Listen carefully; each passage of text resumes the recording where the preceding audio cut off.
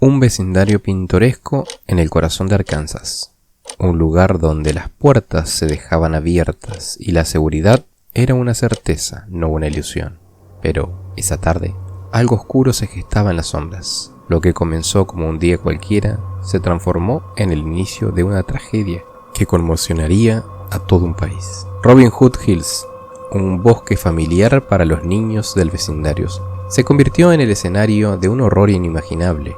3 pequeños desaparecieron y al día siguiente sus cuerpos fueron encontrados en condiciones que nadie estaba preparado para enfrentar.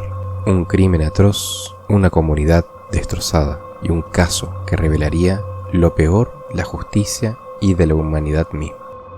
Hoy en Secretos Criminales, el caso de los West Memphis 3.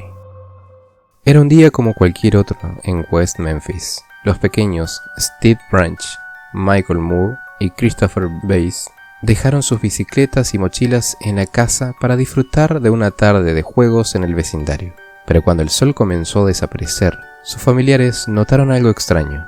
Los niños no habían regresado. Las horas pasaban y la preocupación crecía. Primero fueron llamadas a casas vecinas, luego recorridos por las calles cercanas. Cuando la noche cayó, el miedo se convirtió en pánico. West Memphis se unió en una búsqueda desesperada. Padres, amigos, vecinos y policías iluminaron las sombras del bosque de Robin Hood Hills esperando encontrar alguna señal, pero lo que hallaron al día siguiente no era lo que nadie quería imaginar. A la luz del día, un descubrimiento macabro sacudió a los buscadores. Los cuerpos de los 3 niños estaban en un arroyo, ocultos bajo el lodo y el agua. Habían sido atados con los cordones de sus propios zapatos y mostraban señales de una violencia inconcebible. El lugar del hallazgo era sombrío, un rincón del bosque que parecía intocado. Escondido tras un espeso muro de vegetación, allí, en el arroyo, los cuerpos parecían contar una historia que nadie quería escuchar. Los investigadores no tardaron en calificar el crimen como brutal e inusual, y mientras las autoridades analizaban la escena, los rumores comenzaron a extenderse por el pueblo. Era 1993 y Estados Unidos aún vivía bajo la sombra del pánico satánico, una paranoia colectiva que atribuía actos violentos a supuestas sectas ocultistas. En West Memphis, este miedo se apoderó de las mentes de muchos, transformando el dolor en sospecha. Los vecinos organizaron vigilias y reuniones comunitarias. Oraron por los niños, pero también comenzaron a buscar culpables, con miradas cada vez más desconfiadas hacia quienes parecían diferentes. El bosque de Robin Hood Hills no solo se convirtió en el escenario de una tragedia, sino también en el epicentro de una histeria que marcaría para siempre a la comunidad de West Memphis. Con el crimen desatado, la comunidad de West Memphis exigía respuestas. Las autoridades, presionadas por el creciente miedo y la atención mediática, se enfrentaban a un enigma. No había testigos claros, ni huellas definitivas que los condujeran a un culpable. La investigación comenzó con una revisión meticulosa del vecindario y entrevistas a los residentes. Sin embargo, el caso tomó un giro inesperado cuando las sospechas se alejaron de los hechos y comenzaron a centrarse en las apariencias.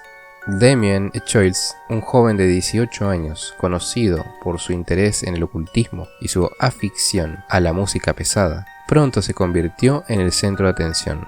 Su apariencia y su actitud desafiante eran vistas como señales alarmantes por una comunidad ansiosa por encontrar culpables. Damien no estaba solo. Sus amigos Jason Baldwin y Jesse Michael Jr. también fueron señalados. Jason, de 16, era un joven tranquilo y amante del arte, mientras que Jesse tenía dificultades de aprendizaje y un coeficiente intelectual bajo, lo que lo hacía especialmente vulnerable a la presión. La policía centró su atención en Jesse durante un interrogatorio que se prolongó por más de 12 horas, sin la presencia de un abogado ni de sus padres. Jesse terminó confesando, pero su declaración estaba plagada de inconsistencias. Los horarios no coincidían, los detalles del crimen eran erráticos y algunos elementos parecían haber sido sugeridos por los propios investigadores. Creo que eran las 9 de la mañana, o tal vez más tarde. Damien fue quien los atacó primero. Yo solo estaba ahí mirando. Esta confesión, aunque débil y contradictoria, fue suficiente para justificar el arresto de los 3 jóvenes. En una atmósfera cargada de rumores y prejuicios, el caso parecía cerrado antes de comenzar. El arresto de los llamados West Memphis 3 no solo dio alivio temporal a la comunidad, sino que también avivó el fuego del pánico satánico. En los ojos de muchos, estos adolescentes no solo eran sospechosos, sino encarnaciones de un mal que debía ser erradicado. El juicio de los West Memphis 3 se convirtió en un espectáculo mediático. A medida que la comunidad y el país entero buscaban respuestas, el sistema judicial parecía decidido a ofrecerlas, sin importar cuán débiles fueran las pruebas. La fiscalía basó su caso en rumores, estereotipos y la controversial confesión de Jesse Misskelley. No había pruebas físicas concluyentes ni testigos que conectaran directamente a los adolescentes con el crimen. Sin embargo, el relato de un supuesto ritual satánico parecía suficiente para convencer a un jurado predispuesto por el miedo. Entre los elementos presentados como prueba estaba el estilo de vida de Damien. Su interés por la música metal y la literatura de Stephen King fue interpretado como evidencia de su culpabilidad. En el estrado, expertos intentaron vincular estas influencias culturales con los crímenes, reforzando la narrativa de un asesinato ritual. Un testigo dijo: "Vi a Damien leyendo un libro sobre brujería. Siempre decía cosas extrañas que asustaban a la gente". La defensa, por su parte, luchó contra un sistema inclinado en su contra. Los abogados señalaron las inconsistencias en la confesión de Misskelley y la falta de pruebas forenses, pero su esfuerzo fue eclipsado por la presión social y mediática. El 18 de marzo de 1994, el jurado emitió su decisión. Jason Baldwin, Jesse Misskelley fueron condenados a cadena perpetua, mientras que Damien Choice recibió la pena de muerte. El tribunal estalló en una mezcla de llantos, suspiros de alivio y flashes de cámara. Para muchos, el veredicto significaba el cierre de un capítulo oscuro, pero para otros marcó el inicio de una batalla por la verdad, en un caso que parecía estar lejos de resolverse. A medida que los años pasaban, las dudas sobre el caso de los West Memphis 3 se hicieron más evidentes. Activistas, periodistas y abogados comenzaron a investigar, cuestionando la validez de las pruebas y las circunstancias en las que llevaron a la condena. En 2007, la ciencia ofreció un rayo de esperanza. Pruebas de ADN avanzadas revelaron un detalle inquietante. Ninguno de los rastros genéticos encontrados en la escena del crimen pertenecía a Damien Choice, Jason Baldwin y Jesse Misskelley. En cambio, se identificó ADN de un hombre desconocido, lo que sugirió la posibilidad de otro responsable. Los resultados del ADN fueron claros. No había evidencia física que vinculara a los acusados con el crimen. Esto plantea serias dudas sobre la investigación inicial y el proceso judicial. Las nuevas pruebas desataron una ola de apoyo público. Celebridades, cineastas y activistas alzaron la voz, denunciando las fallas del sistema judicial y demandando la revisión del caso. Documentales como Paradise Lost jugaron un papel crucial al exponer las inconsistencias del caso. Millones de personas en todo el mundo comenzaron a cuestionar la justicia detrás de las condenas, presionando para que se reabriera el caso.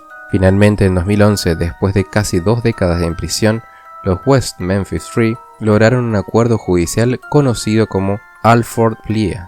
Este arreglo les permitió declarar su inocencia mientras aceptaban una condena reducida para recuperar su libertad. Fue un momento agridulce, salieron de prisión, pero el caso aún estaba lejos de ser cerrado.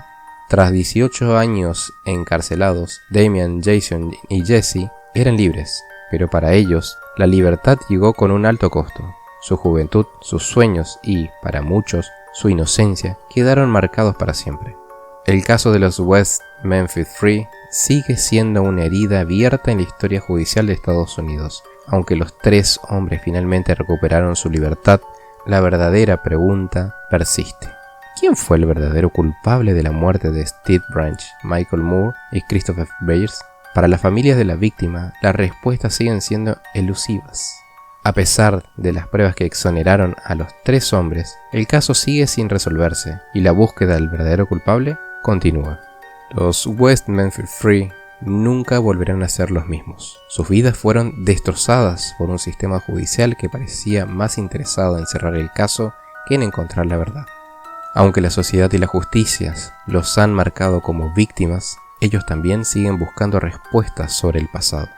El misterio de Robin Hood Hills sigue vivo, y mientras el tiempo avanza, nuevas preguntas seguirán surgiendo. Este caso es un recordatorio sombrío de los errores del sistema judicial y de cómo, a veces, la búsqueda de justicia puede ser más peligrosa que la falta de ella.